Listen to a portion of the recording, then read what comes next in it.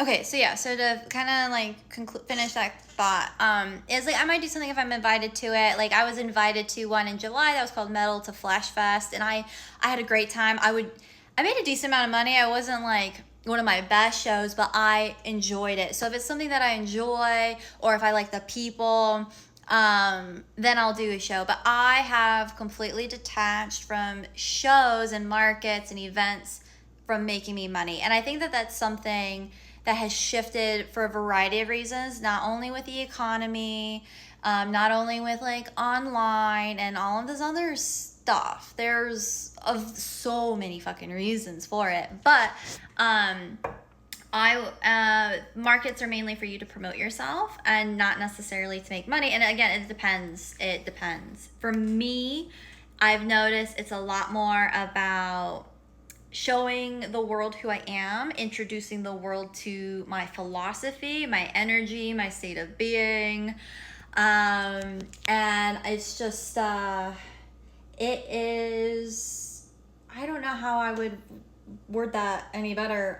It is slowly and delicately introducing the world to me. So if I am the ocean, doing the markets allows people to dip their toe in the water and allows them to step into the shallow end. And then for those who are comfortable, then they can dive into it, or maybe they'll get on a fucking ship and then they'll just become a seaman or whatever.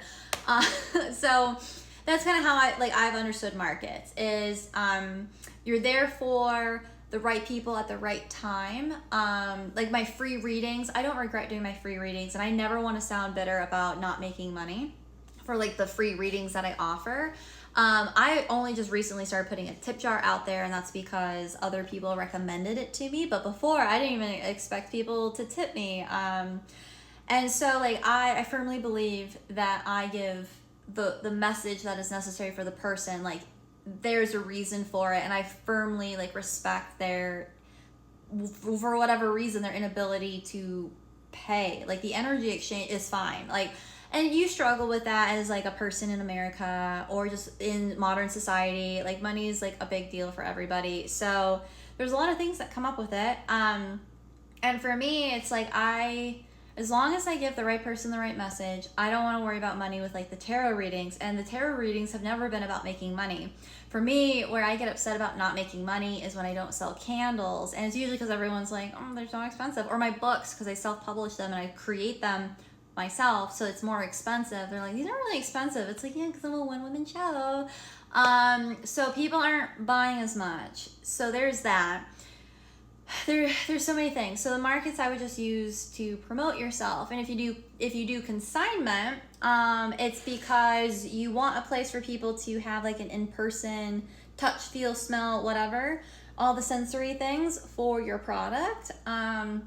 And then like you draw them in through online or like depending on the consignment store, their own advertisement. And that like helps a lot. But then I've also learned not to just be strictly online. I've done things strictly online. I don't think for me, and this is for me and how it fits to other people, like apply it where it fits. For me, it was finding a way to do a little bit of everything and set the intention, or not really the intention, or it's not an expectation either. What's the fucking word? But just, I guess cover all my bases. Like I have the online thing, and I have over years figured out how I want to operate it online in a way that makes me not just feel better, but like is manageable. So the online thing, that's the more passive income side of things. I've set it up where it helps alleviate a lot of the mental load, especially me as a woman. So there's that. And then the market is where I debut myself and people get to see me and feel me, because like I'm a completely different experience in person versus online. I have said it a million times over the years that everybody who hates me online, they have a 90% chance of loving me in person, and if they are committed to hating me, that it's usually their own issue. I hate sounding like that, but it's just like, I'm a likable person. Like, it is not hard for me to get along with a fucking wall, okay? Like, I'm pretty chill and easygoing. People don't kind of tend to think so online for a variety of reasons, but it could also be that people in person aren't really listening to me, that's a whole other thing. That I've kind of talked about, it's like the pretty privilege thing. People only talk to you because you're pretty, and then people only think you have things because you're pretty. Nothing to do with your intelligence or your hard work. So that's something that you run into with markets as well, especially as like a female. But hey, at least you're putting yourself out there, and you never know. You never know who's going to talk to you. You never know who's going to be intrigued by you. I've had people who come back and they just keep every time, like they don't come back to the flea market for me. They are at the flea market, that's part of their routine, but they always stop by my booth and they always ask me questions, and then like our relationship deepens, they become more aware, and I feel like that's a big part of the job with like spiritual people in craft fairs and markets and stuff like that. It is rebirthing the old ways, and it's resurrecting the pagan, the occult world of all of these religions that were genocided by Christianity. But it's also about bridging diverse people. Like there's a lot of benefit to the market, but it is overwhelming when you're trying to do it for money and sales, and that's why I think you got to pace yourself. And so for me, like, that's why I want a little bit of everything. So I'm slowing down on the markets. I'm being more selective about which markets, especially after I've done all this research of finding what markets would be really good for me to do. I don't do consignment unless the right opportunity presented itself. Then I would be open to it. I'm not closed to it. But I am more so leaning towards having collections available for people to purchase to then resell under contracted terms. And then I have my online store and all of like the things. So for me, it's been a whole journey about all of it. And so for anyone who's being inspired by what it is that I'm doing, this is the wisdom that I have learned from it. I talk a lot about this in detail in my lunar memoirs. That's like, it's behind a paywall. It's like my monthly subscription or yearly subscription, whatever.